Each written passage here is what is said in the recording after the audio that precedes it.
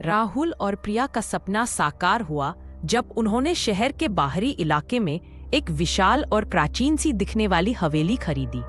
पहली बार घर में कदम रखते ही वे मंत्रमुग्ध हो गए। हवेली आश्चर्यजनक रूप से सुरक्षित थी, लेकिन इसकी सबसे खास बात थे घर भर में लगे असंख्य शीशे। लिविंग रूम की ऊंची दीवारें, बेडरूम का सीना, यहाँ तक कि गलियारों की छत तक चमकदार पुराने जमाने के शीशों से ढके हुए थे। वे प्रकाश को खूबसूरती से परावर्तित करते, हर कमरे को विस्तृत और रोशन बना देते। दोनों खुशी से झूम उठे, यह सोचकर कि इन शीशों के बीच ही वे अपना नया खुशहाल परिवार बसाएंगे। उन्हें इस बात का अंदाजा भी नहीं था कि एक अदृश्य बुरी शक्ति पहले से ही इन्हीं दर्पणों में खामोशी से निवास कर रही थी। कुछ हफ्तों बाद माहौल अजीबोगरीब होने लगा। शुरुआत छोटी मोटी चीजों से हुई।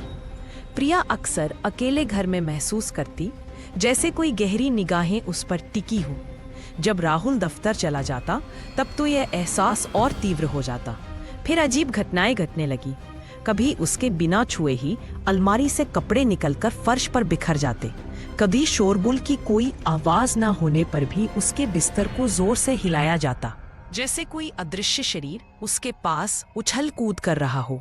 वह रातों को डर से कराह उठती, लेकिन राहुल को जब तक यकीन होता हर सबूत गायब हो चुका होता।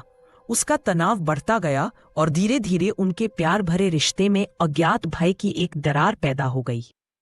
हद तब हो गई जब प्रिया ने स्पष्ट रूप से दर्पणों में एक विकृत अस्पष्ट आकृति को हिलते डुलते और ईर्ष्यापूर्ण निगाहों से घूरते देखा। दोनों घबरा गए। अब उन्हें एहसास हुआ कि यह कोई सामान्य परेशानी नहीं है।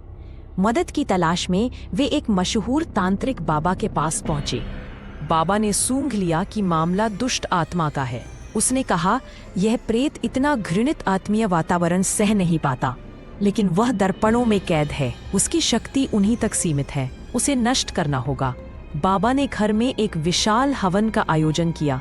मंत्रों की गूंज और भभकती अग्नि से भरपूर वातावरण को शुद्ध किया गया। फिर हिदायत के मुताबिक राहुल और प्रिया ने हौसला बांधकर घर के हर एक दर्पण को तोड़कर चूर चूर कर दिया। एक भयानक कर्कश चीख सुनाई दी और फिर सन्नाटा। गहरी राहत की सांस लेते हुए उन्हें लगा कि अब उन्हें शांति मिलेगी। समय बीतता गया। शीशे टूटने के तकरीबन 1 साल बाद राहुल और प्रिया की जिंदगी में असली खुशी आई। एक प्यारी सी बच्ची का जन्म हुआ। वे दोनों आनंद से झूम उठे। उनका परिवार पूरा हुआ लग रहा था। बच्ची बहुत सुंदर थी।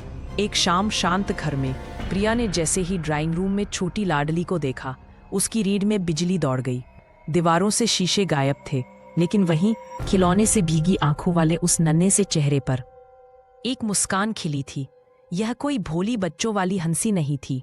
यह एक ठंडी, जानी पहचानी दारुण मुस्कान थी, जिसमें तिरस्कार और विजय का भाव साफ झलक रहा था, जैसे कोई गहरी कुटिल योजना सफल हो गई हो। यह देखकर प्रिया का दिल धड़कना बंद हो गया। बाबा का उपाय विफल रहा था। दर्पणों का जाल टूटा था, पर उस विषैली आत्मा ने अब उन्हीं के खून मांस, उन्हीं के भविष्य को ढक लेने के लिए खुद को एक नए और भयंकर रूप में जन्म ले लिया था। उसी भयावह मुस्कान के साथ कहानी खत्म हुई।